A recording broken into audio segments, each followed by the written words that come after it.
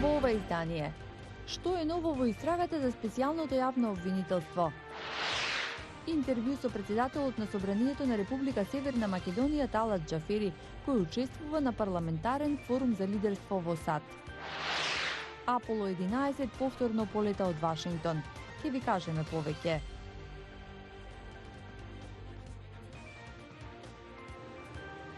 Добро вечер. Ова е News Flash на Гласот на Америка на македонски. Јас сум Анета Шијакова. 4 републиканци им се придружија на демократите во представничкиот дом на САД, за да се изгласа резолуцијата со која се осудуваат расистичките коментари на председателот Доналд Трамп за 4 демократски конгресменки од малцинствата. Резолуцијата е изгласана со 240 наспрема 187 гласови. Остро ги осудува расистичките коментари на Трамп. Спикерката на представничкиот дом Ненси Пелоси повика на обединета осуда на расистичките пораки на Твитер на председателот. Мнозинството републиканци ја отфрлија резолуцијата, а Трамп не се повлече, туку во порака на Твитер ги пофали републиканците кои гласаа против резолуцијата и продолжи со критики за 4 демократски конгресменки од малцинствата. Аполо 11 повторно полета од Вашингтон. Проекција на ракетата што го однесе екипажот на Аполо 11 на месечината беше организирана синоќа на споменикот на Вашингтон за да ја комеморира 50 годишнината од лансирањето. Посетителите на националното шеталиште ја гледаа проекцијата на видеото во кој моќната ракета Сатурн 5 речиси ја пополни целата должина на 169 метри високиот споменик. Председателот на Собранието Талат Џафери е во Вашингтон. Милена Ѓоргиевска разговараше со него за актуелните случувања. Поголемите закани за демократијата дома се од внатре, а помалку од надворешни влијанија, вели во интервју за Гласот на Америка председателот на Собранието Талат Џафери. Не може да ги исклучиме сите можни закани кои што се рефлектираат врз демократичноста на едно општество. Но во секој случај приоритет треба да биде внатрешните наши односи во смисла на надминување на диалог, односно на разликите по однос на оно што е нашата работа таму. Џафери вели дека нема дилема оти нефункционален правен систем е една од заканите за државата. Во таа насока смета дека е неопходна поддршка со специјалното јавно обвинителство, одбивајќи да коментира повеќе за случајот со Катица Јанева. Тоа е надлежност на соодветните институции кои што треба крајно професионално, принципијално да излезат со соодветно соопштение по сите наоди од процедурата и со тоа да информираат и јавноста и нас како институции.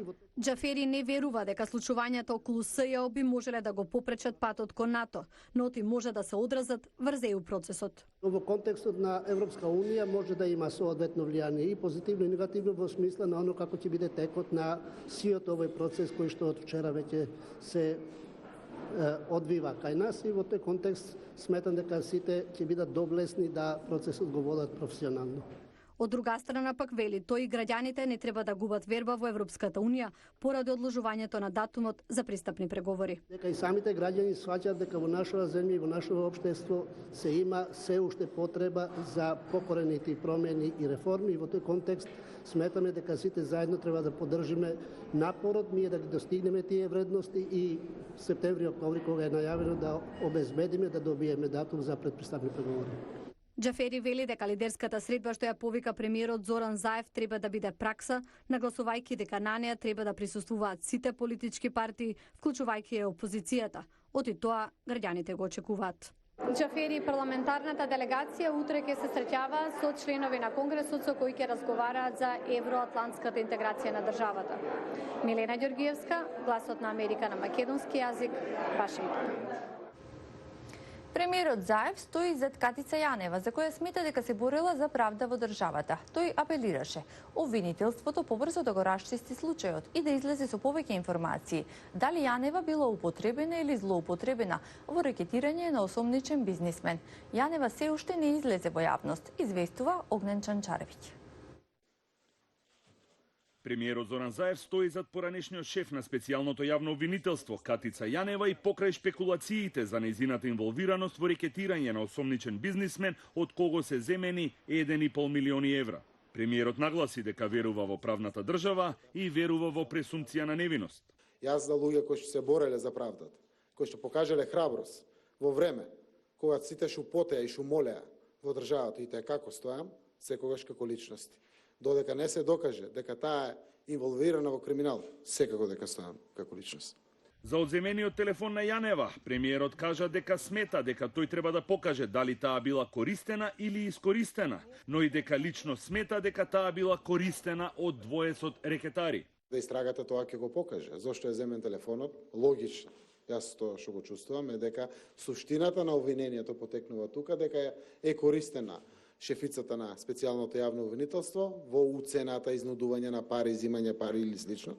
Премиерот апелираше до обвинителството во овој случај да биде потранспарентно и да излезе со повеќе информации во јавноста поради комплексноста и лицата кои што се евентуално инволвирани. Кога се работи за вака поставени личности за кои што јавноста негува поголема заинтересираност од вообичаено, тогаш јавното обвинителство секако е должно да информира и да даде информации дали се работи за злоупотреба или употреба на Катица Јанева во целиот овој процес. На денешниот престој демантираше дека контактирал со Јанева по нејзината оставка и непосредно пред одземањето на нејзиниот телефон, но истовремено ја обвини опозицијата дека сега бара изговори за да не се постигне согласност за СЈО, откако главната пречка за опозицијата, Катица Јанева, повеќе не е на функција.